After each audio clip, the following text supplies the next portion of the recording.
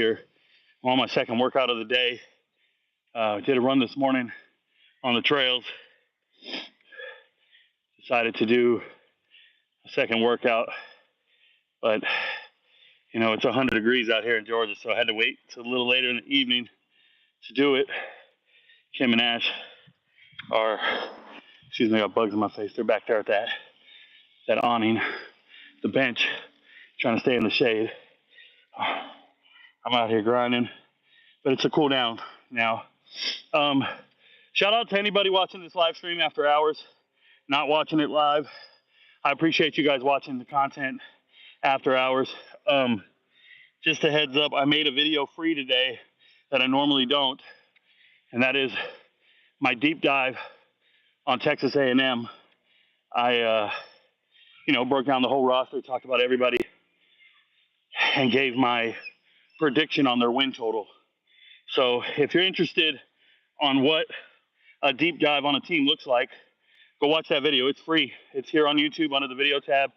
It's on Patreon under the free tab, and it's for free members. So if you go to Patreon and you become a free member, you'll be able to watch it. Remember, you got to be a paid member to see the rest of the videos, but you can definitely see that one for free. Typically, I do one UFC video a week for free as well. Give you guys a pick there. Last week it was an underdog. It was like a plus 130, maybe 160. No, it was 190. And we got that right. I keep saying we, it's just me. But you guys know the format. Until I start doing my 3-hour podcast during the football season, and I'm going to start those late July. I'm doing these every day after my workouts, but late July, I'll be starting my daily 3-hour podcast with you guys and breaking down every team. What up, Rico? What up, Rocco Glaze? Good to see you, man. I'm out here at the park grinding, trying to get in shape.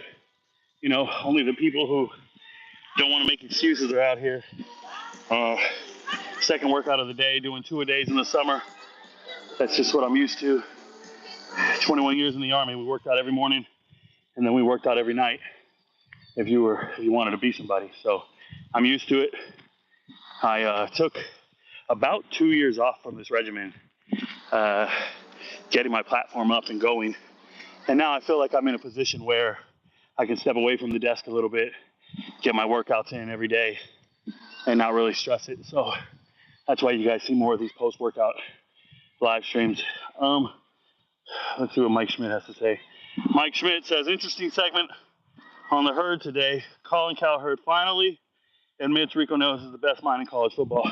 Yeah, those talking heads, they can pretend like they don't watch my videos, but I had some truly unique and individual sports takes last year. And every now and then I would see one on TV a couple days after I posted it. And, in the world of sports takes, let me say this. It's not uncommon for intelligent minds, analytical minds, sports personalities to have the same take.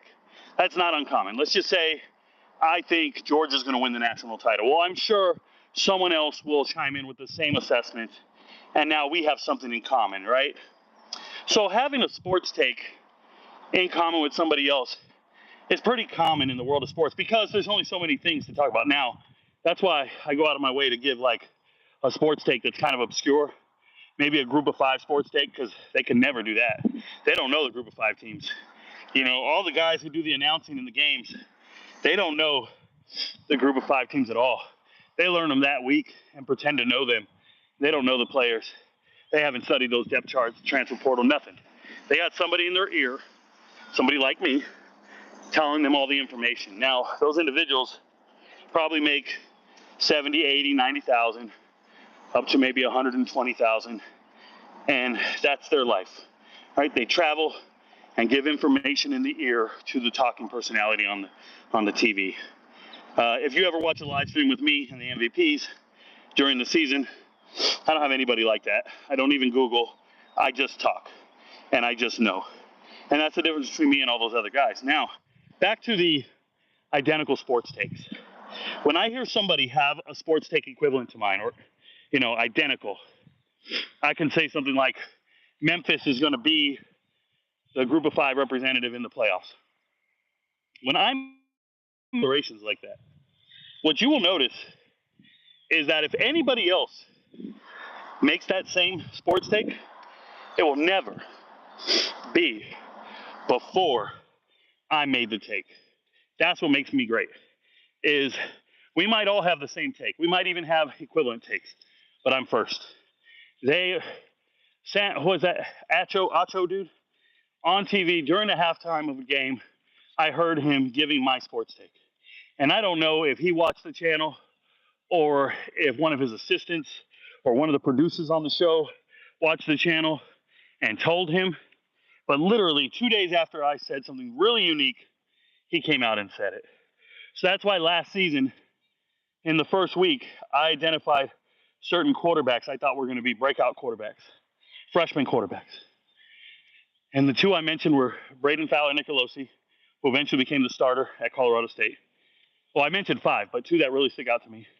Jalen Rayner at Arkansas State ended up being the newcomer of the year for the Sun Belt. Nobody was talking about these guys. And then I mention them, and now they pretend to know who they are. That kind of bugs me because they don't put in the effort and the work that I do to study players. I had an individual come up to me at the 5-star camp, at the Next Gen 5-star camp, and he talked to me about Jaden Skeet, wide receiver at Boston College. And maybe you guys don't know him. He hasn't played much. Jaden Skeet was a 3-star kid coming out of high school by the recruiting websites. But Jaden Skeet is a special talent. He's a really good player. And in the 9th grade, he's from Massachusetts area. And in the 9th grade, he got an offer from Boston College. And he verbally committed immediately. That was his dream school. He stopped going to camps. He stopped stressing the recruiting process. And he went to Boston College. And that's it. Went to no other camp. So the recruiting websites never got to evaluate him again. So they just left him at 3 stars. And when they gave him 3 stars, everybody just assumed he's not a good player. So I'm looking at Boston College receiving corps this summer, going over all the players, doing my assessment on every player. And I finally get to Jaden Skeet's tape, and I watch his huddle film. And I say to myself, oh my goodness, I understand he's not in the starting lineup. I understand he didn't get 4 or 5 stars. But this young man is under the radar amazing. And what's crazy is there's a gentleman at the 5-star camp. I don't know who he worked for, but he said, Rico, I saw your video on Jaden Skeet, and I just think it's amazing that you identified a player nobody has seen on tape, nobody has paid attention to because his recruiting process did not exist, because he went straight from high school to Boston College without doing a bunch of camps. He's been a 3-star the whole time since he's in the 9th grade. Nobody's ever believed in him above that. But you watched the tape and you saw it. And he goes, you know what, man? I saw him in the 9th grade, and I think that's a 4-star player. I think that's a superstar player. And you guys are going to see. Now, look, Bill O'Brien has Boston College. They don't have a quarterback that can throw. So I'm going to look like I don't know what I'm talking about for a little bit because Thomas Castellanos can't complete a pass, all this stuff. But I'm telling you, if Boston College hits the transfer portal and finds a quarterback that can actually throw, Skeet's going to be open. Skeet's going to be open. And yeah, he's been on the bench. They had Trey Flowers. He's been on the bench. They've had other receivers better than him. But you start looking at who came in the transfer portal, they've found some studs. Okay, I promise you, Skeet's that guy. And that's my gift, is I just see things and I make calls that nobody else is willing to make. I make assessments no one else is willing to make. And I don't need a recruiting website to co-sign it. I know a lot of guys do this. That's why my high school film reviews are blind reactions. I do blind reaction high school film reviews because I don't want to know if you're a 4 or 5-star player. I don't want to know if you have offers from all these other schools. I want to sit down, watch your tape, and make my own assessment. Tristan just, yesterday, committed to Indiana, watching the tape, he had no Power 5 offers. When I watched his tape back in January, you can go find it on the high school film review. I think it's like part 50-something. Nobody gave him an offer. I watched his tape. I thought, oh my goodness, this is a Power 4 defensive end. This is a Power 4 edge rusher. And over the next 4 months, he started getting Power 5 offers. Started getting offers from other schools. And eventually it came down to Memphis, Indiana, and Kent State. And he chose Indiana. And Indiana's an amazing team. They're on their way up. Shout out to Kurt Sinetti. But that's my point, is like, you got to have an eye for it. And you got to do it consistently over and over and over and get it right. And I think that that's what I'm doing every day when I'm assessing teams, the talent level of their players, watching the film. I can just see a guy on the bench that's not being utilized correctly. I think that that's valuable. Right now, I'm providing gamblers with that information. But maybe one day I'll provide a GM with that information, or provide a player personnel with that information. I want to give a special shout out to player personnel at certain schools, you know, Colorado, Boise State, Arizona State, Memphis, I'm trying to think, UConn, UMass. These player personnel guys, they reach out to me on Twitter, and they appreciate the support. They tell me they love what I do, and any chance they get, they talk to me. Recruiting coordinators, several FCS teams talk to me. I just appreciate these guys for acknowledging the hard work, because it's not easy. You know, it's literally hours upon hours of sitting there studying film and knowing what you're looking for. So thank you guys. Bobby Albright says, yes, sir, Rico. Now's the time to grind. Running my first ever 10K next month. Oh, there you go, Bobby. Yeah, man. Congrats. Hang in there. You know, 10K, 6.2 miles, it is tough. You know, I don't like to run 10Ks. I've run in the Army for 20 years, so don't get me started on how many miles I ran in the morning at PT. A lot of miles. But the longest I run is a half marathon. I did it with my dad when my dad was 60 and I was 40. I might have been 39. Anyways, he beat me by 20 minutes. He trained for it. I didn't. I just showed up and said, let's run this half marathon. You know, I'm a first sergeant in the Army. I can run. So I'm like, I got this. And I did, but he's a small dude, right? I'm 255 pounds muscle. It's hard to carry a 255-pound frame of muscle. You know, it's tough. So my dad's like 150, bro. 5'7", 150, little dude. And he's just trucking along, and I knew I was in trouble. That first mile, he broke out with a 9-minute mile. I broke out with an 8:30. I was going way too fast. I had to slow down a little bit. But by the third mile, he was putting it on me. And I just remember I couldn't see him anymore. He beat me by 20 minutes. That's a true story. But good luck, man. Hard. I hate 10Ks. I like 5Ks. 5Ks works. Just getting into it. And then it's 3.1 miles, you're done. I used to do those in 18 minutes. And then I can remember when I was doing them in 33 minutes. That's a true story. You can lose a lot of time. But 10K, that shit can take you an hour if you're struggling. Hour or more if you're struggling. I remember I would aim for like 45 minutes and just be chilling. But I wouldn't wish that on nobody right now. Good luck, man. Train hard. Eat right. Hydrate, eat right, rest. It's really about your leg endurance, your muscle endurance in your legs. Your cardio will get there. You'll be able to breathe soon. Your legs will give out what cardio does. That'll happen. Thoughts on Cam McKell? He's a confusing prospect. I know you follow Georgia recruits. So Cam McKell is not a confusing prospect for me personally. Shout out to you, Jake Bake. He's an athlete coming out of Georgia. He's athletic as hell. And he went to Colorado. So here's what I'm going to tell you guys. Like, you guys get excited about these athletes, these 4-star kids, these guys who can run 4.40s and they're explosive. Every college team signs 3 to 4 of these dudes every recruiting class. So to me, he's just one of many. If he shows up and he's better than people on your team, you haven't been recruiting correctly. You know what I'm saying? Like, you can't get a true freshman to show up and be a starter. That shouldn't be happening to you unless you have not been recruiting correctly and you failed for multiple recruiting classes and you didn't find anybody physically dominant, physically more mature in the transfer portal. Because there are 100 of those guys every year, especially the skill players. Like, there's 5-star receivers. 5-star receivers signed everywhere. I look on depth charts, most of them are third string. And that sounds about right. 5-star defensive lineman, third string. Sounds about right. Because those teams that tend to sign elite players tend to do that multiple years in a row.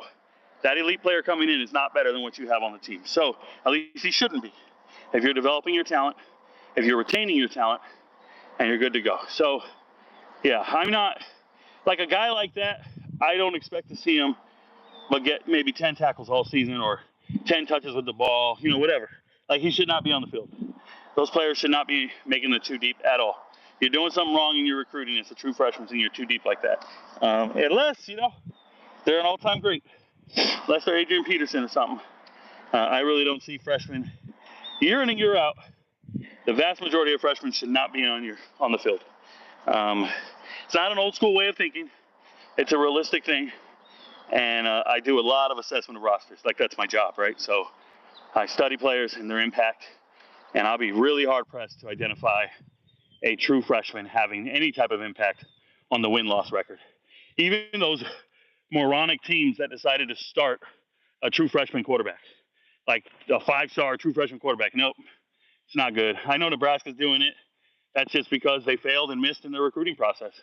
They failed and missed in their transfer portal process. So it's not because he's better than everybody else. It's because that's what they have left after missing multiple times in a position group. But you saw what happened last year. Arizona State had Cameron Scadaboo throwing passes. UCLA, Ethan Garbers, just a journeyman of a quarterback, eventually played better than Dante Moore. So there's a million examples. So I'm not a big fan of 5-star players in the starting lineup. I'm not a fan of any true freshman in your starting lineup. So when you guys start talking about recruits and saying, tell me about this guy, it's like he should be on the bench. Like, there's a receiver right now at Clemson, and he is great. I think he's from Texas, but he true freshman, 5-star, and starts with an R and a W. Homie lit it up in the spring game, and I did a video on him, and I said, I did a video, and I wanted to make him my hidden gem, but it's a true freshman, man. I hope he plays great. He should not be in your starting lineup. Yes, there are instances where you can sign a star guy, he slips through the cracks, and he becomes a starter as a true freshman at a Group 5 school. That happens. Should not be happening at Power 5 schools. Respect. And high school is a half marathon. Not much interest in running further than that. Yeah, man, just eat right. Abs are made in the kitchen. Sorry, my nose is bugging me. I've been out here grinding. This is my second workout today. Know your body. Listen to your body. And I'm going to tell you to run through pain, not through injury. So if something hurts, you need to push through that. It's okay. It's supposed to hurt. But if you're injured, then, rest. But fight through pain, not through injury. It's what I used to tell my football players all the time. Because they would tell me something hurt, and I'd need to ask them, are you injured?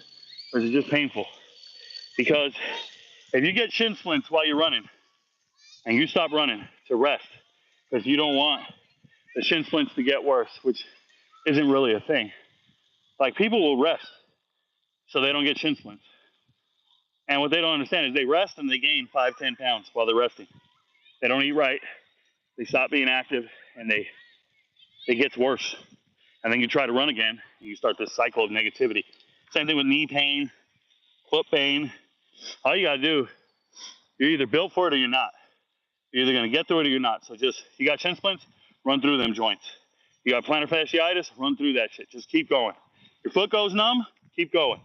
But it's easy for me to say that because, 21 years in the Army of leading men in a formation. I'd go out to work out in front of 100 guys every day, and I'm their leader. The Army doesn't put you in front of a formation unless you're better than everybody in that formation. At least that's the mindset you better have.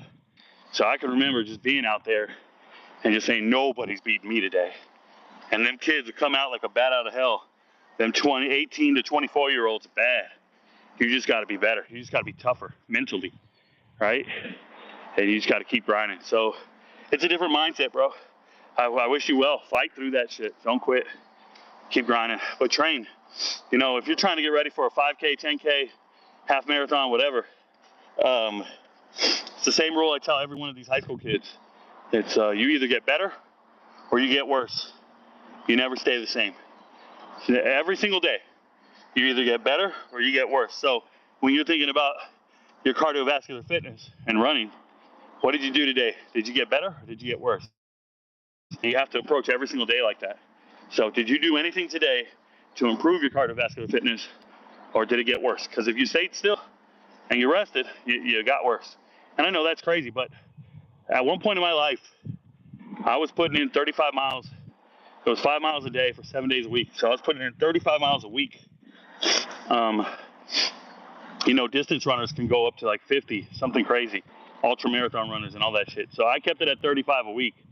And right now, I'm at 28. And I just want to tell you that, like, you can really change your life if you stay consistent with your routine. And don't just let a 5 or 10K race be your motivator. You know, look around. There's no obese 80-year-olds. There's not an obese 75-year-old in the world. They just fade away, man. They die. If you're obese, you're overweight, you don't make it to be that age. So that has to be a driving factor for you. It's like, I want to eat right. I want to work hard. I want to grind. And I just find a reason to work out every day. I know the kids all make fun of me on TikTok, and they're like, Rico's fat. Rico's fat. If you met me, you'd understand. Like, there's nothing fat about me. I just don't feel like showing off my body to a bunch of dudes. I think it's a little suspect. So I stopped working out with my shirt off and stopped doing all the thirst trap videos and the workout videos out of respect to my girl and my goals. Nobody wants to be around a dude who's always shirtless doing V-ups. But I do grind every day. Let's go back. Let's see what you got. Any thoughts on linebacker Mason Posa recently signed with the Badgers? People are pretty pumped about the signing. So I obviously did a high school film review on Mason Posa. In my film review, I told you he looked like the most dynamic 4-star player I've reviewed in probably the last 2 years. Defensively, 3-time state champ out of New Mexico. He just looks the part, right? So I really believe in the kid. Seeing his final 3, I saw that he was down to Wisconsin and Oregon. So I wrote him on Twitter, and I posted on Twitter when this all happened. So when you ask me a question like that, it just tells me you don't follow the Twitter. But I already talked about this. I think Mason Posa is special. I think Wisconsin is doing a really good job. Tressel and the boys are doing a really good job. Mike Tressel, their defensive coordinator, son of Jim Tressel, doing a really good job of obtaining a certain caliber of athlete at the linebacker position group. So I'm really encouraged by it. I like Mason Posa a lot, and I'm glad Wisconsin landed him. I knew it was a done deal the night before his announcement. I posted on Twitter, and I said, hey, Mason Posa, the only landing spot is Wisconsin. And he liked the comment, and so did the director of player personnel at Wisconsin. So once again, just one of those things. Please follow the Twitter. You know how I feel about every player in America. Follow the Patreon. You'll know as well. Excuse me. What are your thoughts on TJ Moore, the other Clemson 5-star wide receiver? Yeah, you know, once again, you're 5 stars. You're getting to the team. They need receivers, but I don't think you should be in the starting lineup. I hope he works hard and eventually gets there. But Clemson should have better receivers that they've recruited in the last 3-4 years. I'm battling with re-enlistment or getting out. I still have 24 months. I had a moment with a soldier that really hit me in a soft spot, and it's really being there for my guys. Oh, cool story, Rocco. So here's what I'll tell you guys. In my 21 years in the military, I re-enlisted 5 times before I eventually went indefinite. And every re-enlistment had a different motivation for re-enlisting, and that's something you guys got to keep in perspective, right? You'll get different motivations for re-enlisting. It can be financial. It can be choice of duty station. It can be morale. It can be, hey, I want to be there for my guys. You know, that was a very common reason for, I would say, platoon sergeant, you know, E6, E7 types to re-enlist was because they wanted to be there for their guys. So your motivation for re-enlisting will change. You could have kids. You want to feed your kids. You want to do your thing. Here's what I'm going to tell you. In my experience, staying till you retire is such a rewarding process. Some of the things they don't talk to you about are you will get a reduced life insurance policy. So like I have a $500,000 life insurance policy. That really matters to me because I want to give that to my kids upon my departure, right? Upon my expiration date. So what's going to happen is 20 years. At some point, you're going to be very weary of the VA. You're going to become aware of how to take advantage of the VA opportunities. And I want you to think of VA as your workman's comp. It is your entitlement upon your completion of your career. So don't ever frown upon it. Don't talk shit about it. Don't think it's terrible. It's a very positive thing. It's a program to help you. And you're going to have a much more likelihood of being 100% P&T, permanent and total, if you serve till your retirement date. It's just, you're going to have certain levels of validity, right? You're going to be able to say certain things, and it's going to be true. Whereas if you serve 3 years, 4 years, 5 years, all these kids claim they were assaulted or they suffer from PTSD. Like, I'm not marginalizing their issues. I'm just telling you it becomes a lot easier when you're a retiree. There are certain benefits retirees get. Obviously, your pension. The pension is significant with the VA. For the rest of my life, as long as I'm alive, I make at least $70,000 a year, and that goes up. That goes up every single year. With inflation, you get raises every year. So those numbers are pretty good. If you don't want to work or you want to do a different job, you know. I remember when I found out I was going to retire, first thing I said was, well, then I'm just going to go be an MMA instructor. I'm a fighter.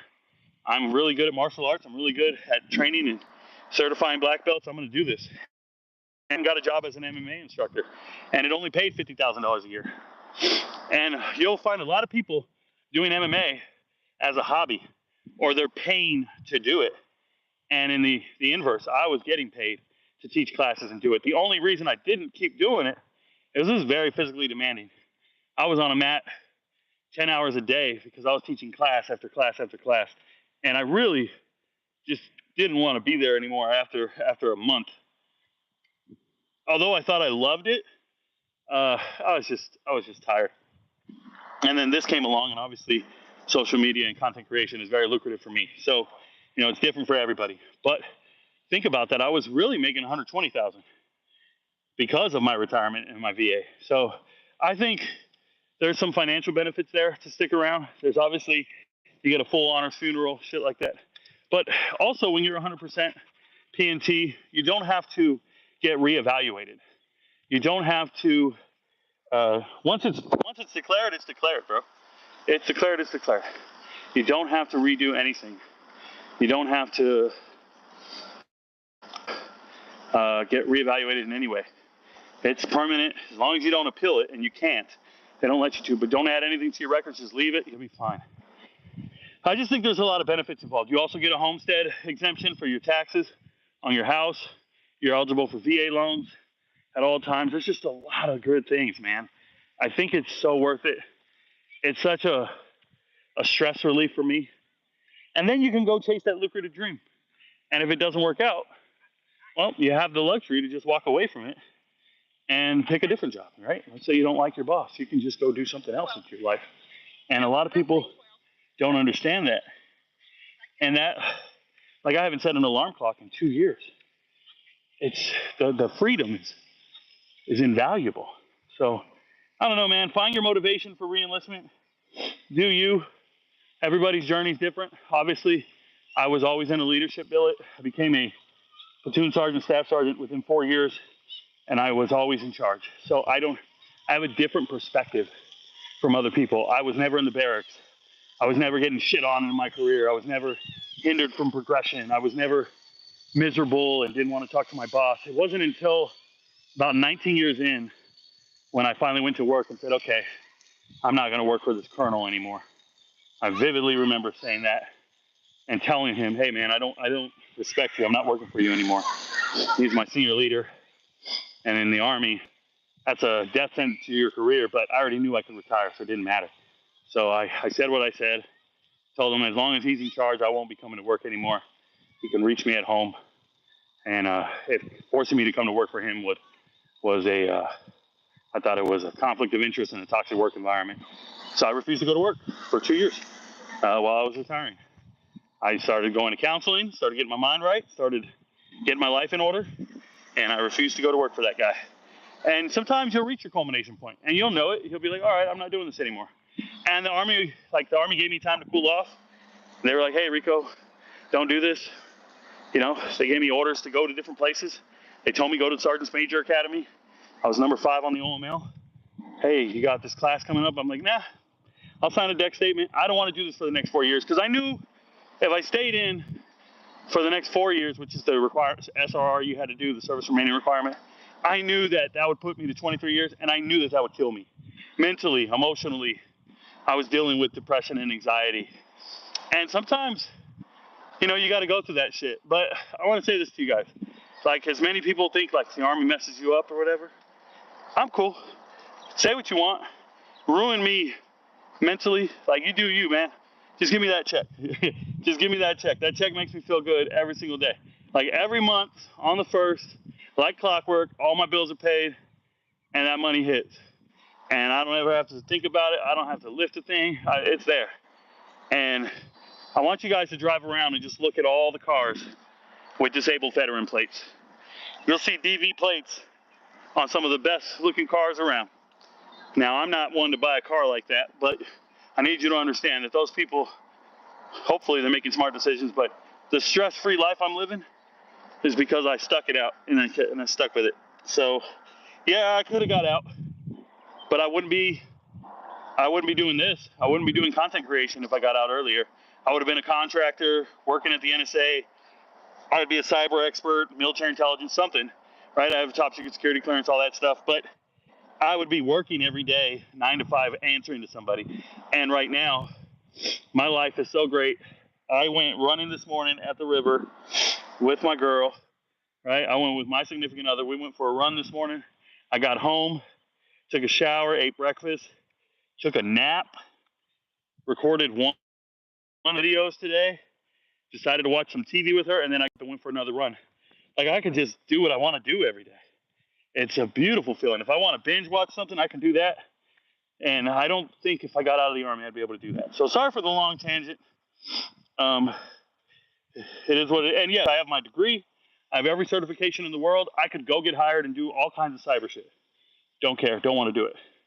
I love what I'm doing. Obviously, the financial success of my platforms has really enabled me to live my life. So I'm truly grateful. How you doing, babe? You're good? You mind if I keep going? I'm grinding. Aren't you proud of me? Huh? I'm so proud of you. Thank you. I ran hard. Yeah, I'm still walking. Yeah, I'm in 30 minutes now. Sorry, y'all. So you have all your certs, air traffic control. Yeah, man. If you have dreams and desires of going to get a job, then go do it. Give me a second. Just so you know, my puppy is the nicest puppy in the world. She's very playful. Her name is Ash. She might seem a little hyper, but trust. Yeah. She's the biggest baby in the world. These people, they got bulldogs, and they probably let them dudes graze because they look overworked. Talking about the owners and the puppies, but anyways. What position do you think has the best chance to succeed starting as a true freshman? Probably kicker, punter. I also think wide receiver is a very natural position where you can contribute because it's the skill set. It doesn't require you to be a physically imposing person. You can be a smaller slot receiver. You can show up ready to contribute in the receiver room. You can. It's possible. Running backs, you got to be a little more physically dominant. So unless you're physically developed when you get to college, it doesn't seem realistic. we've seen it, right? We've seen freshmen show up, Marshall Falk, whatever. But when they do that, it's because the whole room is not there, and then that individual tends to be one of the all-time greats, right? Um, Jonathan Taylor did it too. Like a couple of guys show up as a freshman and just dominate, and it's because they're going to be all-time greats. It's not normal, but yeah, wide receiver can get it done as well. So, thoughts on Deontay Johnson when he was coming out of Toledo? I'm a Group of 5 guy. I'm an advocate for Group of 5 players. So, watching him at Toledo, I don't remember specifically what year it was, but I know that I was obviously advocating for those players that come out of the Group of 5 and are highly productive and have an NFL skill set. So I don't vividly remember what I used to say about him, but I'm pretty sure I was pro Deontay Johnson. You're going to be very hard pressed to find a Group of 5 guy that I don't believe in or that I'm not pulling for. I'm always pulling for him. So there's that.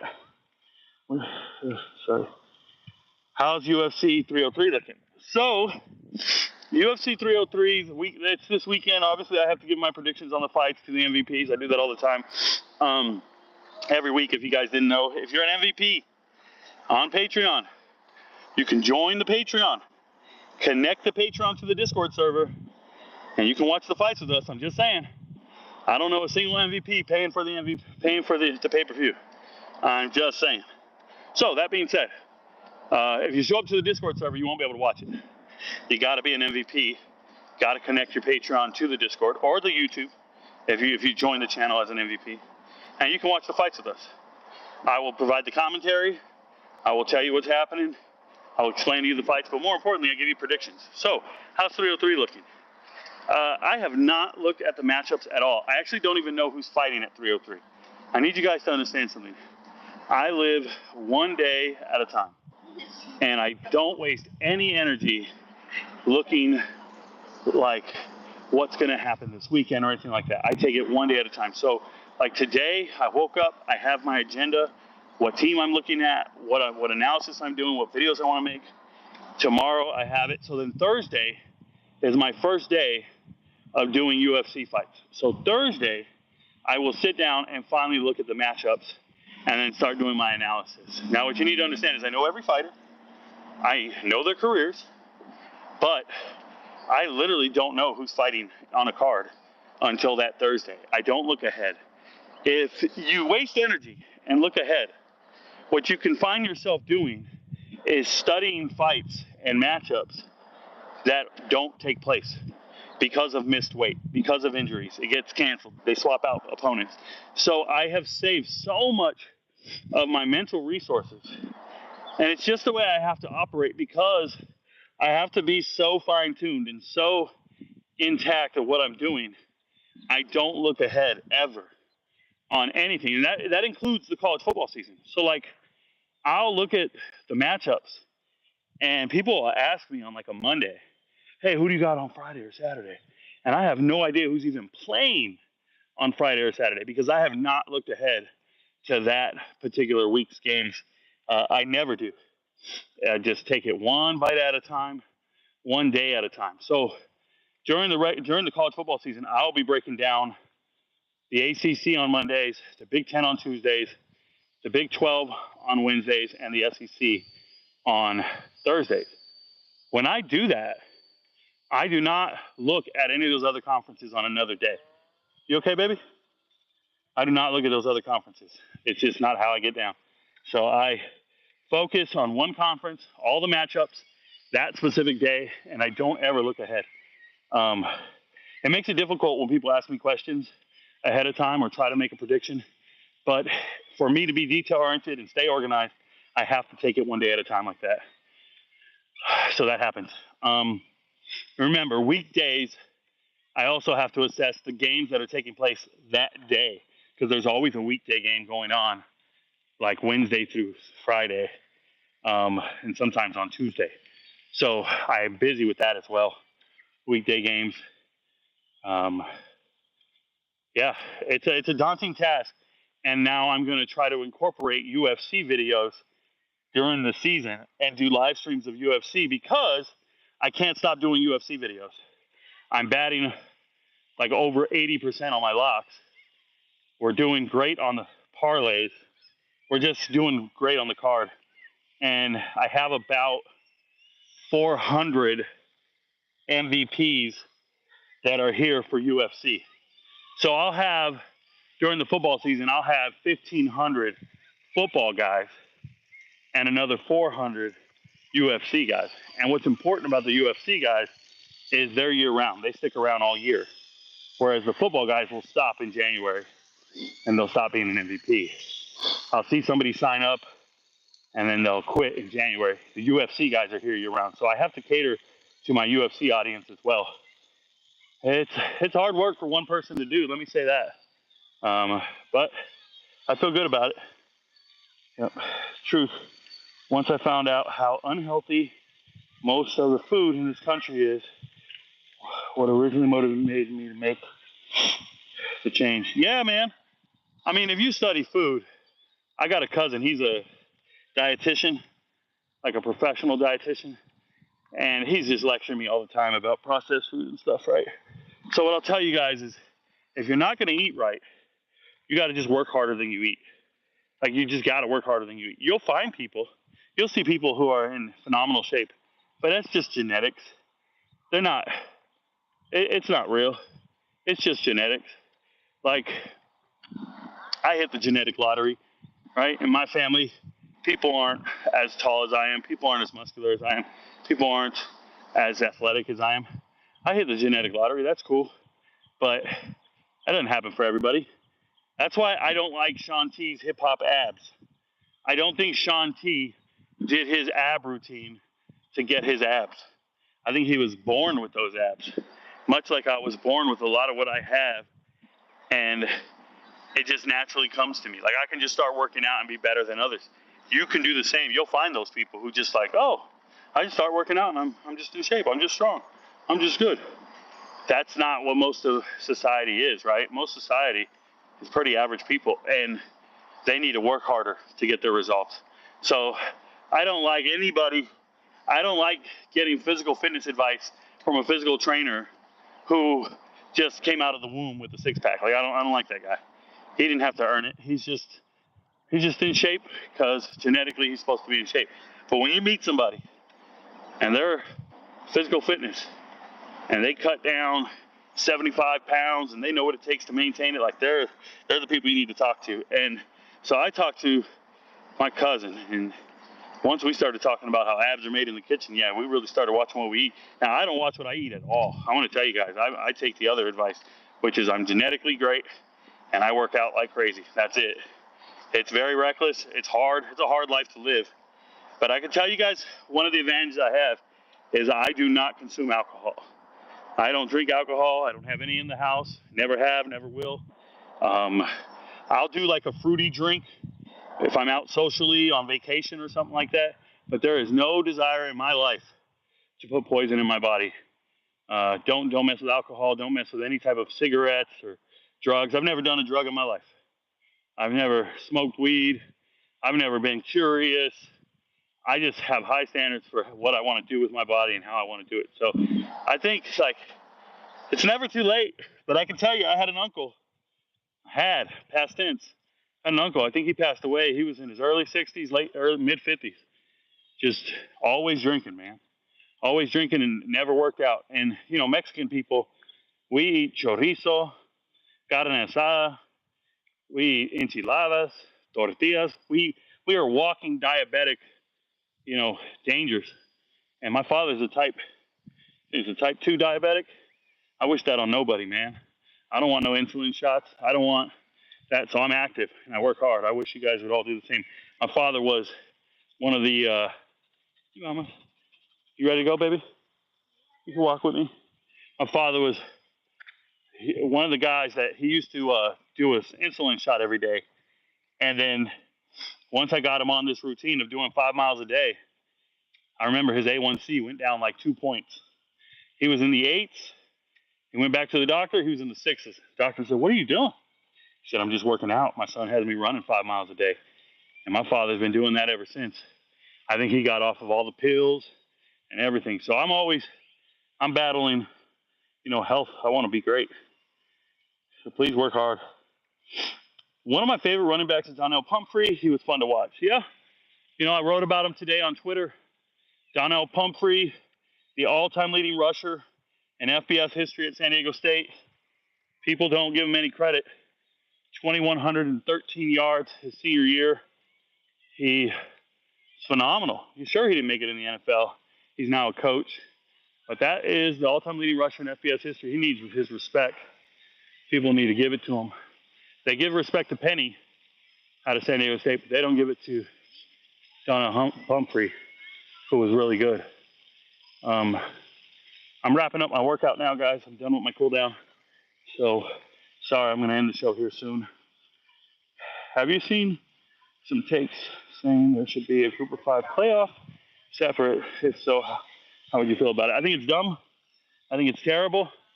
I would never want the Group of 5 players or teams to not have an opportunity to win the national title. There needs to be a path for them to win the national title. Every single team, no matter how minuscule it is, it's just like March Madness. Could you imagine if they said only Power 5 schools could be in March Madness and none of the mid-majors were allowed? It'd be the worst tournament ever, right? College football is leaning towards that, and I actually don't enjoy it. I think it's creating a bigger gap in ability. I mean, we're seeing it now with the NFL draft. It was like only 8 Group of 5 players were drafted in the top 100. Only 8. And 2 years ago, there was 22 of them. It's because they're all transferring to Power 5 schools before they get drafted. So it's a shame that the Power 5 schools have that type of financial leverage to just take everything from everyone. You got the keys, my love? You drive home? Thank you.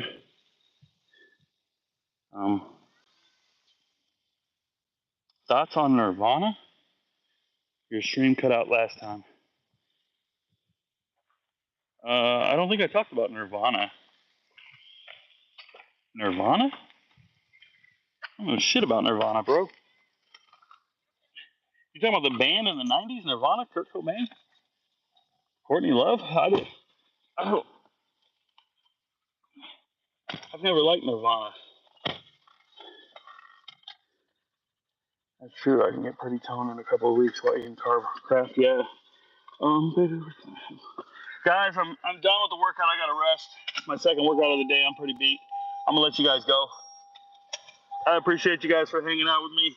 Thanks for watching the stream. Until next time. Peace.